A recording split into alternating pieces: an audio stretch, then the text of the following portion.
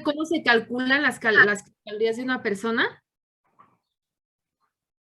Pues con la actividad física que tenga, ¿no? Más o menos con actividad física.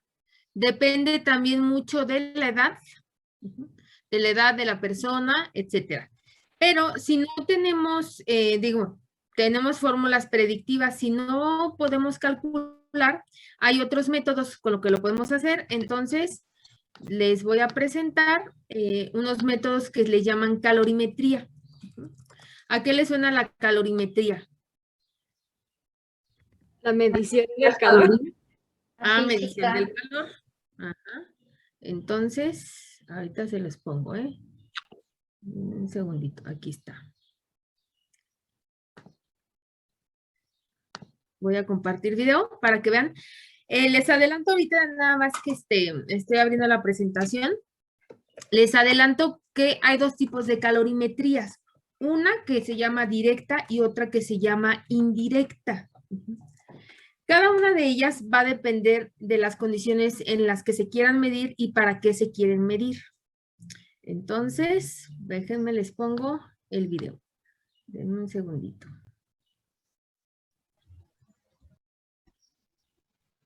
¿Me pueden decir si se está viendo la pantalla de YouTube? Sí. Okay. Tenemos aquí este tipo de mediciones las utilizan más en cuestiones deportivas, en deportistas de alto rendimiento, clínicas especializadas, así como que de la noche a la mañana que tengamos un calorímetro, pues no está así de fácil, son aparatos muy costosos. Y vamos a ver dos tipos. La directa, que se va a ver ahorita, esta calorimetría es a través de la generación del calor y la indirecta es a través del consumo de oxígeno. Entonces, ahí les va. Nada más me dicen si se está escuchando. Ahí está. Bueno, que no hablan mucho texto, sino es más como la música de fondo. Entonces, es la prueba de calorimetría. Estos son sistemas médicos. Ahí va.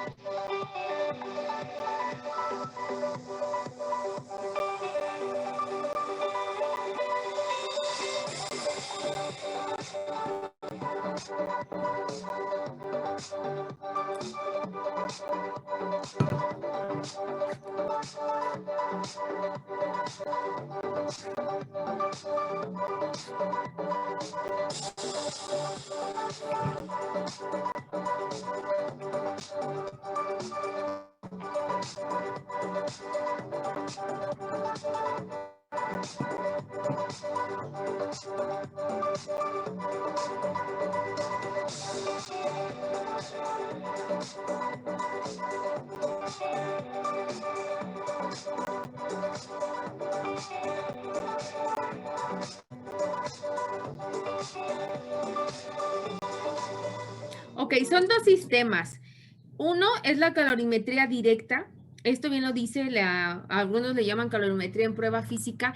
Es decir, a través de la generación de calor, cuánto es el gasto energético, cuánto se gasta de energías y si se fijan, se conecta. Aquí es como, digamos, también incluye la indirecta. La indirecta es a través del consumo de oxígeno y la relación de la secreción o la exhalación del CO2. Entonces, esta tiene digamos, un doble sistema en donde ven cuánto está consumiendo de oxígeno, cuánto está liberando de CO2, más la actividad física. Este sistema nos puede dar un gasto energético total, mientras la tasa metabólica en reposo, bien lo dice, bueno, aquí dice metabolismo en actividad deportiva.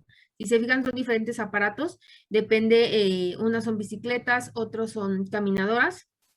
Aquí donde yo he visto que los tienen No sé si todavía sigue esa clínica del doctor Aviña, del deporte, ahí en la placita de VIPS de la Universidad de Celaya, donde está ahí el VIPS y unos tacos y unas cosas. Ahí tienen este tipo de aparatos. No sé si aún todavía los cuente el doctor Marco Aviña. Y la otra que es en reposo es esta de acá. Acá, bueno, que vienen las zonas de quema de grasa y utilización de sustratos. Y esto es muy bueno, es muy predictivo, sobre todo en los deportistas de alto rendimiento, para ver cuáles son las zonas en donde queman grasa y en donde pueden utilizar ciertos hidratos de carbono, proteínas, etcétera. Entonces, este de aquí, el otro sistema, que es la tasa metabólica en reposo, igual tiene una mascarilla en donde mide la cantidad de oxígeno con el CO2, pero esto es totalmente en reposo. Esto se llama tasa metabólica en reposo. Que este es el mejor predictor que tenemos, y si se fijan aquí, ay, se me adelantó, disculpen. Si se fijan en el monitor, dice el gasto de energía, miren.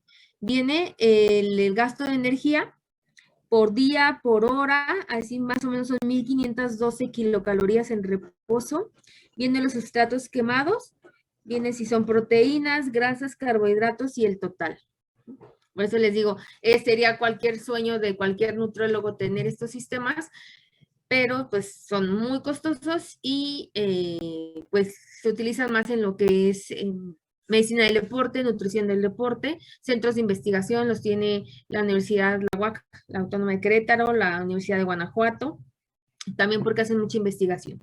Entonces, y esta es un estándar de oro, sobre todo para los pacientes críticos u hospitalizados, porque ¿cómo voy a medir realmente el gasto si el paciente está postrado en cama, está en una unidad de cuidados intensivos? Entonces, para esto tenemos la calorimetría indirecta, que es la que les voy a poner ahorita. Solamente está en inglés, pero pues no está nada difícil de entender, está muy fácil de entender. Y pues creo que la mayoría, si no es que todos, saben inglés. Entonces, ahí está. ¿Me pueden decir si se está viendo este video? A ver, doctora. Sí, doctora. Gracias.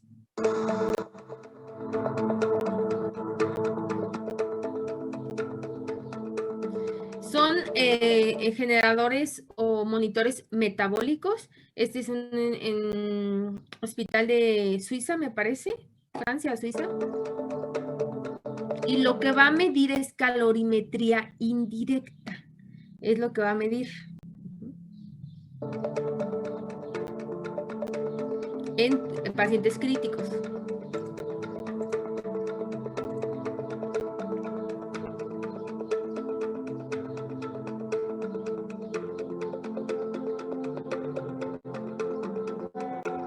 The prescription of nutrition has to be based on accurate parameters, just like other medical prescriptions. This is important because the energy needs vary according to the type of clinical procedures, as well as the type of clinical conditions, such as infection. Ok, déjenme ver si puedo poner los subtítulos por si va un poquito rápido. Sobre todo este tipo de francés generados automáticamente. Ups, sí. Solo están en francés. Traducir automáticamente. A ver, déjenme ver español, si puedo, y si no, pues en inglés. Español, español, español. Este tipo de aparatos metabólicos son muy buenos, son muy predictivos, sobre todo, así miren, si se ve. Nada más que ay, creo que lo va a traducir como muy raro.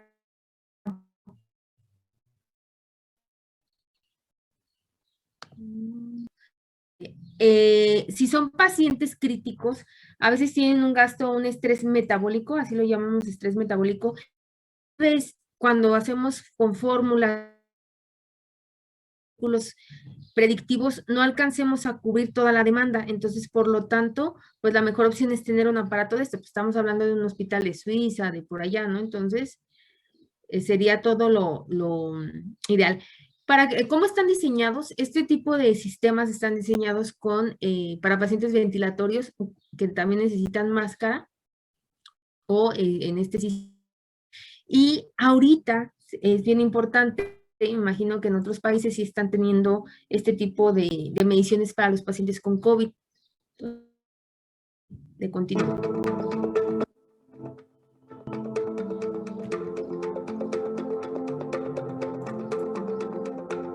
The prescription of nutrition has to be based on accurate parameters, just like for any other medical prescriptions. This is important because your energy needs vary according to the type of clinical procedures as well as clinical conditions such as infection, cancer, or other diseases. Indirect calorimetries allow to determine with accuracy the energy need of the patient in almost any clinical conditions. And because of that, it allows to optimize the nutrition prescription according to the patient needs and to improve the impact of nutrition on the clinical evolution.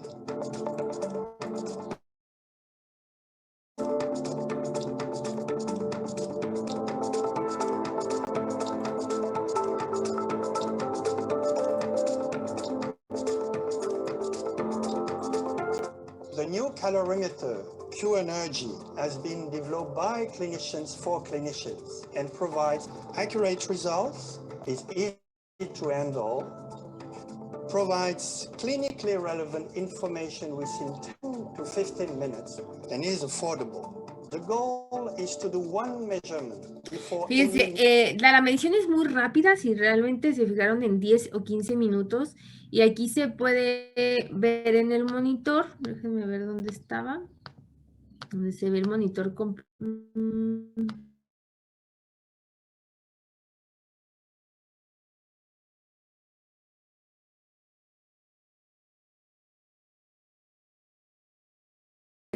no se le pone aquí, no se le agrega un factor de actividad física, dado que el paciente está postrado, ni tampoco factor de estrés porque ya lo determina la máquina. Es la ventaja que puedo saber exactamente cuánto es y pues es una medición, como él decía, muy rápida, ¿no? 10, 15 minutos y podemos saber cómo podemos tener al paciente. Otra cosa bien importante que menciona aquí el doctor es que es el estándar de oro. El estándar de oro para hacer la medición del gasto energético, pues es este. El problema es que este es muy nuevo, es bastante nuevo este sistema, pero pues es medio complicado tener un sistema así en todos los hospitales, ¿no? Y más si estamos hablando de hospitales públicos, ahí estaría súper complicado. Y entonces sigamos. 10 minutes and is affordable.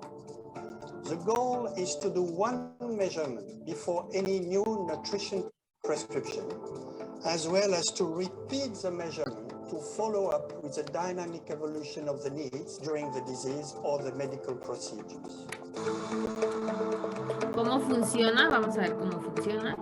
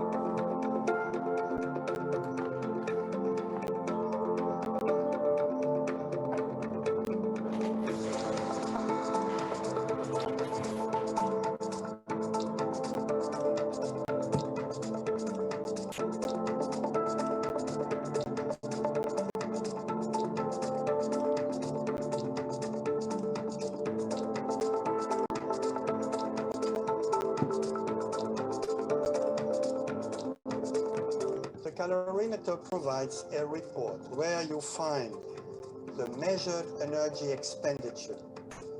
In order to avoid underfeeding or overfeeding, both have been shown to be deleterious to the patients. this value becomes the target of the nutrition prescription. Entonces, si se fijan, este estándar o este aparato nos puede decir si estamos sobrealimentando o no a los pacientes o nos estamos quedando por debajo. Entonces, aquí realmente este número es el que nos va a dar exactamente cuál es el requerimiento de energía que va a necesitar el paciente. ¿Ok? Entonces, pues esto sería lo ideal, sería el sueño de cualquier hospital, de cualquier nutriólogo, pero pues no lo tenemos todavía. Ok, ¿hasta aquí alguna duda, observación? ¿Todo bien? Todo bien. Todo bien, doctora. Entonces, vamos a ver, si no tenemos estos aparatitos tan maravillosos, déjenme abrir la presentación, denme nada más un segundito, por favor. En lo que puedo abrir la presentación. Denme un segundo. ¿Dónde está? Ok, entonces, el tema de hoy es bases del metabolismo energético. Ahí está. Vayan poniendo atención. Ok, las bases del metabolismo energético. Primero, en cuestiones de nutrición, ¿qué es energía? La energía es un concepto que se aplica en la nutrición en lo que se refiere al consumo de alimentos y a la cantidad que el ser humano necesita para vivir. El ser humano es un transformador de tipos de energía que funciona en forma permanente y constante. Somos un generador nosotros, somos un calorímetro. Y en esta cuestión, ¿dónde o cómo vamos a obtener las kilocalorías? A través del consumo de los alimentos. Y vamos a ver diferentes términos. Algunos de los términos que vamos a checar aquí es gasto energético total. Otro que se llama gasto energético basal. El gasto energético en reposo. Hay en otros lugares, y ahorita se los complemento por acá, en donde también estos dos lo pueden encontrar como REE, que es como el que tenían en el monitor, que es el requerimiento energético estimado. Entonces, depende la bibliografía, depende la fórmula, depende el instituto, etcétera, lo van a poder encontrar. La energía por actividad física y el efecto termogénico de los alimentos, que todavía en muchos lugares lo van a encontrar, pero ya no se utiliza tanto porque, al menos aquí en México, se dice que este efecto termogénico de los alimentos es el gasto que conlleva el hacer la digestión de los alimentos, que es más o menos un 10% del gasto energético total. Pero en algunos congresos, en algunas asociaciones como la MEO, que es la Asociación Mexicana de Obesidad, nos dijeron que ya no es necesario ponerlo porque de por sí somos una población con importante obesidad, estaríamos aún más consintiendo y sobreestimando la cantidad de energía. Entonces ya en general no lo utilizan tanto. Depende de la fórmula. Entonces, ¿cómo vamos a obtener la energía? A través de calorías. Ajá. ¿Cuál es esta medición del calor? Es una kilocaloría. En formas prácticas, ¿qué es una kilocaloría? Es una medición de calor o es una medición de energía que aportan los alimentos, específicamente los macronutrientes, que los vamos a ver en la siguiente clase. Tenemos 3 macronutrientes principales que son hidratos de carbono, proteínas y lípidos. Y entonces tenemos que, si queremos irnos a una definición un poquito más en cuanto a la física, que es una caloría, 1 gramo de kilocaloría o de caloría es el calor necesario para elevar la temperatura 1 gramo de agua en 1 grado centígrado. Esto hablando más como cuestiones de la física. Y a manera de poder unificar unidades, y aquí lo hace específicamente esto hacia los 14.5 grados centígrados a 15.5 grados centígrados. Y tiene que ser 1 caloría en 1 gramo de agua. Esto a fines prácticos y lo utilizan como términos muy comunes, pero tenemos que una kilocaloría es igual a 1000 calorías. Es como si nosotros dijéramos, ¿cuánto pesas? Un ejemplo, pesan 70 kilos. Y si tú dices, ¿cuánto pesas? Vas a decir 70,000 gramos, vas a decir, ay Dios, pues pesa una tonelada, ¿no? Entonces, a fin de poder abreviar, tenemos que 1 kilo son 1000 gramos acá. 1 kilocaloría son 1000 calorías. Que en sí lo correcto sería decir kilocalorías, pero en muchos de los productos, en las etiquetas de nutricionales, que no está mal y nos lo permite la norma 051, utilizar en vez de kilocalorías, calorías. Porque comúnmente tú no dices, oye, ¿cuántas kilocalorías te comiste? Ay, ¿cuántas calorías tiene? ¿Cuántas te comiste? A fines como de, como más comunes, ¿no? Como apodarlos, pero en sí la palabra correcta es kilocaloría. Doctora, ¿Sí? tengo una pregunta. Dime. ¿No es en todo caso más práctico usar calorías? Porque al menos, o lo que he escuchado es que la mayor parte del tiempo nos dicen que las dietas deben ser de aproximadamente de 2000 o algo así calorías, Ajá. pero entonces, ¿por qué más correcto usar kilocalorías si prácticamente todos usan calorías? No sé Sí, si entienden mi pregunta. sí, sí, sí. Por eso te digo que lo correcto sí son kilocalorías, pero a fines prácticos y a fines, te digo, también de la norma, permite poner en las etiquetas en la parte de atrás calorías cal en vez de kilocal. Pero como te digo, realmente las mediciones es 1 kilocaloría es igual a 1000 calorías. Si yo veo que, por ejemplo, una galleta tiene 70 calorías, realmente no serían 70 calorías. Ujú. Tendrá que decir que 0.00070, si no, serían 70 kilocal, pero como tú dices, a fines prácticos o a fines de que se utiliza, lo ponen como calorías. Ah, ok, Doctora, ok. entonces esas dietas, bueno, siguiendo el comentario de mi compañero, son 2000 Sí, kilocalorías. son 2000, aunque digan calorías, son 2000 kilocalorías, pero depende Y cómo es, las llamen, pues. Es y como por Francisco, eso, sigue siendo perdón, Francisco, pero le dicen Paco o Pancho, pero sigue siendo Francisco.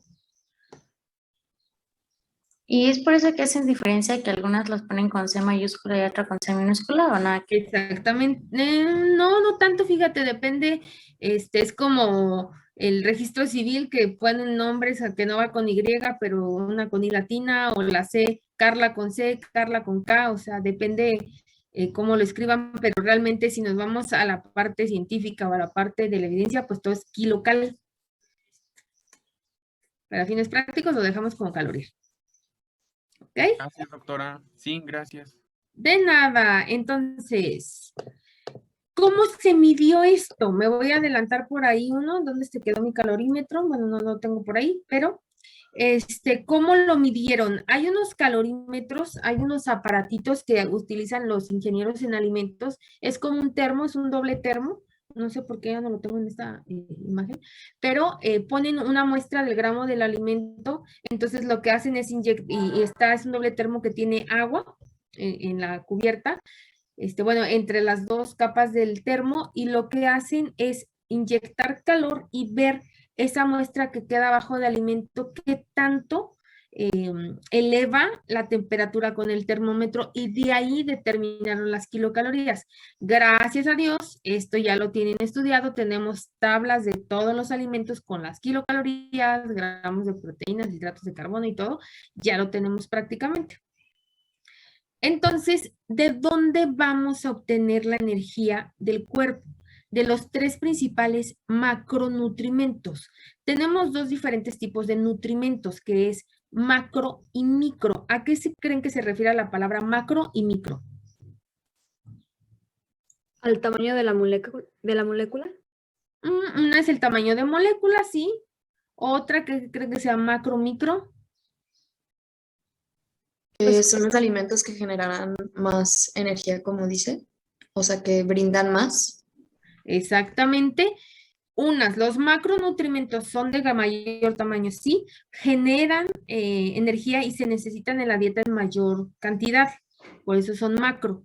Y los micronutrientes se necesitan en pequeñas cantidades, son moléculas pequeñas que no generan energía, que vendría siendo las vitaminas y los minerales. De todos modos, la siguiente clase lo vamos a volver a retomar esto.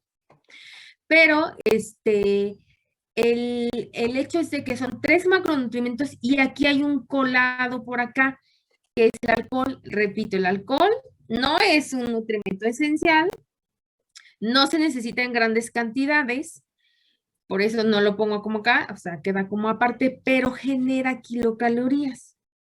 Por eso, pues uno de los efectos el objetivo del alcohol, por ejemplo, en zonas de frío como Rusia, pues el vodka, el whisky escocés, esta parte, porque va a generar, sí, calor. Claro, el alcohol hay que también checar que algunos tienen antioxidantes, depende la cantidad, cuánto es lo recomendable, bueno, eso lo veremos más adelante, pero no es un macronutriente esencial que se necesite en grandes cantidades.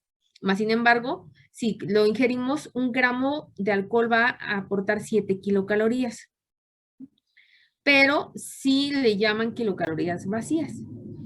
Dentro de los hidratos de carbono, 1 gramo aporta 4 kilocalorías, los lípidos 9 y las proteínas 4 kilocalorías. Y aquí lo tenemos.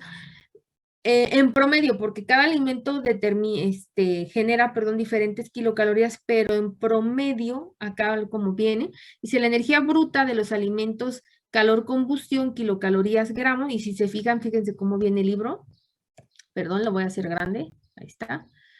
Hidratos de carbono, 4.1, lípidos 9.45, proteínas 5.65 y alcohol 7.1. La energía bruta de este calor de combustión. La energía digerible, hidratos de carbono 4, lípidos 9, proteínas 5.2 y alcohol 7.1. Entonces lo que hicieron fue promediar, disculpen, acá, y nos ponen que los hidratos aportan 4, lípidos 9, proteínas 4 y el alcohol 7.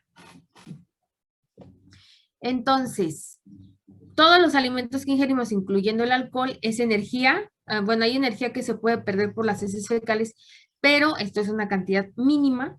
Realmente todo va al estómago, de estómago hace el proceso de digestión, absorción, para poder obtener energía, que ese es el objetivo, ¿no? Nosotros comemos para tener energía. ¿Cómo lo vamos a obtener? ¿De dónde? Y además obtenemos energía y también podemos obtener otros sustratos y participan en algunas otras rutas metabólicas que vamos a ir viendo con más detención en los siguientes. Dice, la extracción de energía a partir, déjenme poner mi apuntador, a partir de los hidratos de carbono, triglicéridos, proteínas y el alcohol. Los hidratos de carbono producen ATP, energía como ATP, sí. Los triglicéridos, el glicerol, las proteínas y el alcohol. ¿Cuáles son sus productos finales oxidativos? El CO2 y el agua. Esto entran en el ciclo de Krebs. Su resultado sería ATP, CO2, agua, lo que le llaman agua metabólica. Las proteínas son las únicas que van a desechar nitrógeno como urea, porque en su molécula tiene nitrógeno, a diferencia de los otros que son cadenas de carbono, hidrógeno, oxígeno. Y el alcohol, pues también genera CO2 y agua. Participan en la producción de glucosa, hidratos sí, los triglicéridos no. El glicerol, en caso de que llegue a faltar hidratos, hacen gluconeogénesis. Algunas proteínas como aminoácidos como la alanina también lo pueden hacer. Y el alcohol no genera glucosa. Participan en la elaboración de aminoácidos esenciales. En cierta parte de datos dice que sí. Lo que hacen es más bien dejar cadenas carbonadas o recicladas que cuando encuentran moléculas de nitrógeno, esto se llama la transaminación, desaminación de las rutas metabólicas de la proteína. Ya por ahí sí se acuerdan de bioquímica. Los triglicéridos, ácidos grasos no pudieran generar aminoácidos, los triglicéridos sí, las proteínas pues también son proteínas, aminoácidos, y el alcohol no. ¿Y quién sí puede generar grasa? El hidrato de carbono, ácidos grasos, triglicéridos, proteína y alcohol. Entonces, realmente el problema de mucha de la alimentación viene generada a través de el exceso de la grasa, de la obesidad, de las enfermedades cardiovasculares por este proceso. Hidratos de carbono genera grasa, la misma grasa, exceso de proteínas y el alcohol también.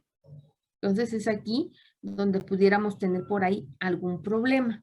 Pues voy a repasar algunas pequeñas rutas metabólicas, no muy a fondo, porque si no nos llevaríamos mucho tiempo y esto ya lo vieron en bioquímica en los siguientes temas. Hasta aquí, ¿alguna duda, pregunta? ¿Dudas, preguntas? No, doctora. Entonces, fíjense, dice la contribución proporcional de los órganos y el tejido del gasto energético en reposo calculado.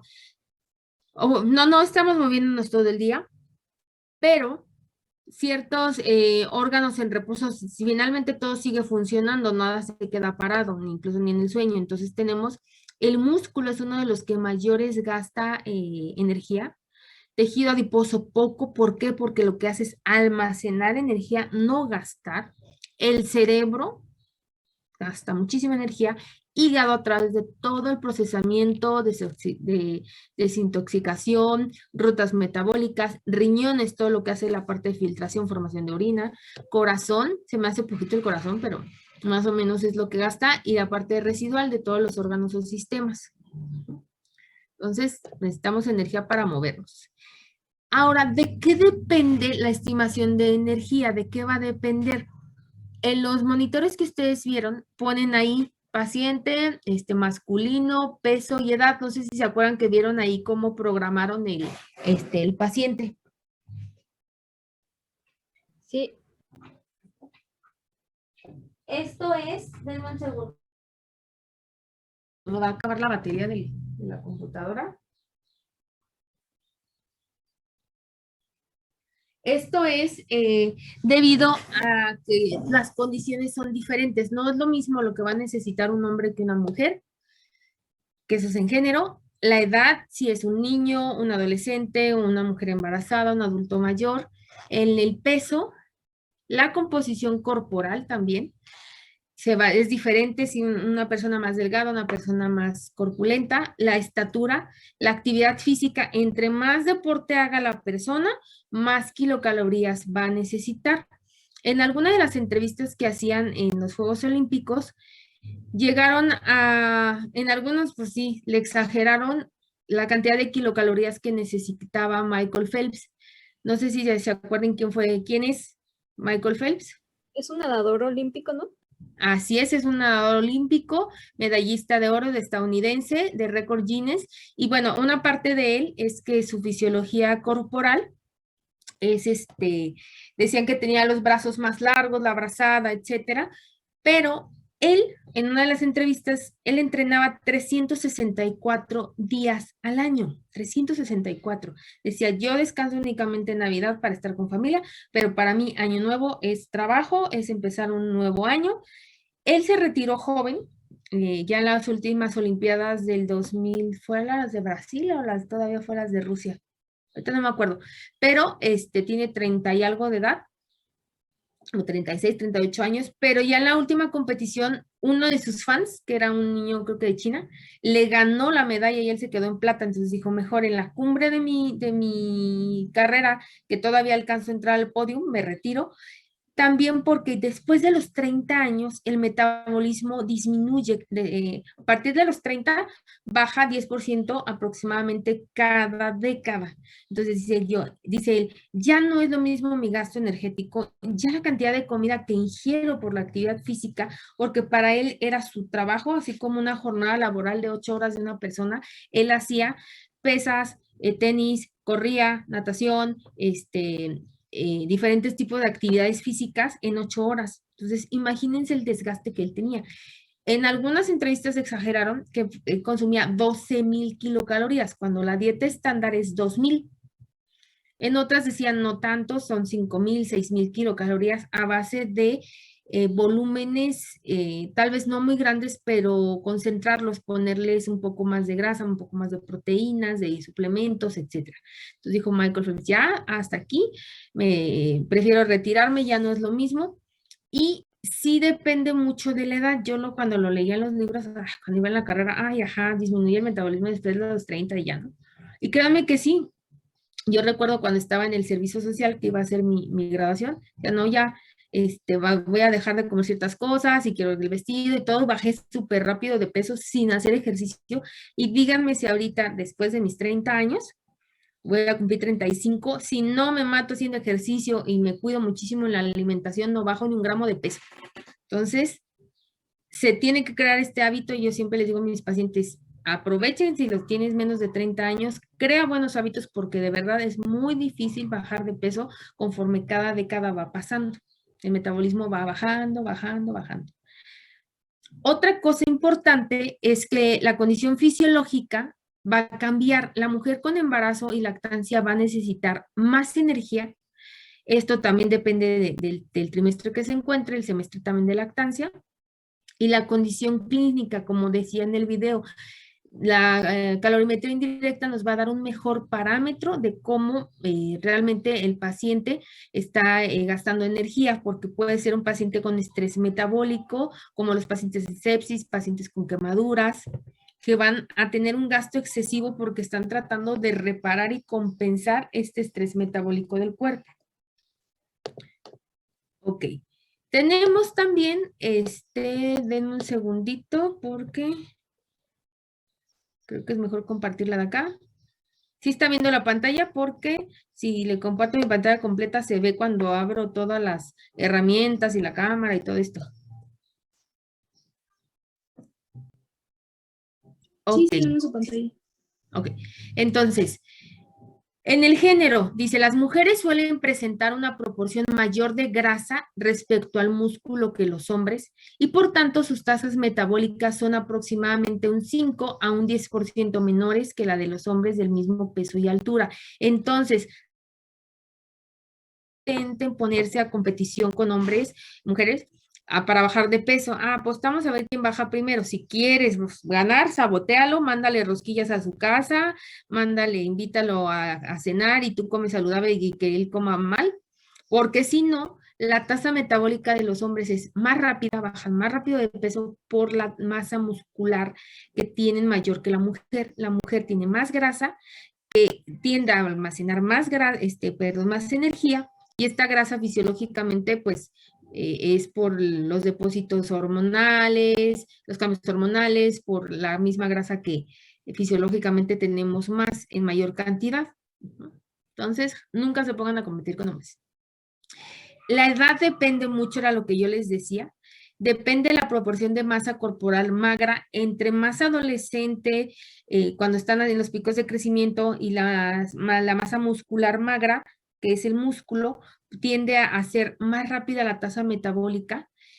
El gasto energético en reposo alcanza sus valores máximos durante los periodos de crecimiento rápido, que es en especial en el primer año de vida, que es un metabolismo aceleradísimo. El niño crece y crece y crece, de gatear a caminar, correr, y el segundo año de vida hasta acá la adolescencia.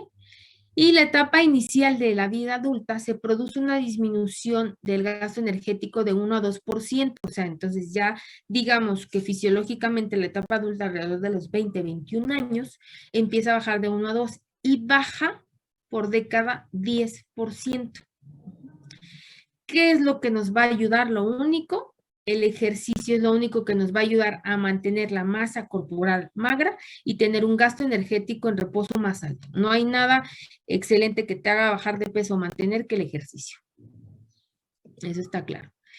En la composición corporal, las personas de mayor tamaño suelen presentar tasas metabólicas más altas. O sea, obviamente el que es más corpulento es hombre, mujer si es más bajita, tiene más grasa, pues su tasa metabólica va a ser menor, su cantidad de calorías va a ser menor. Falta un minuto, lo voy a cerrar y vuelvo a abrir la sesión.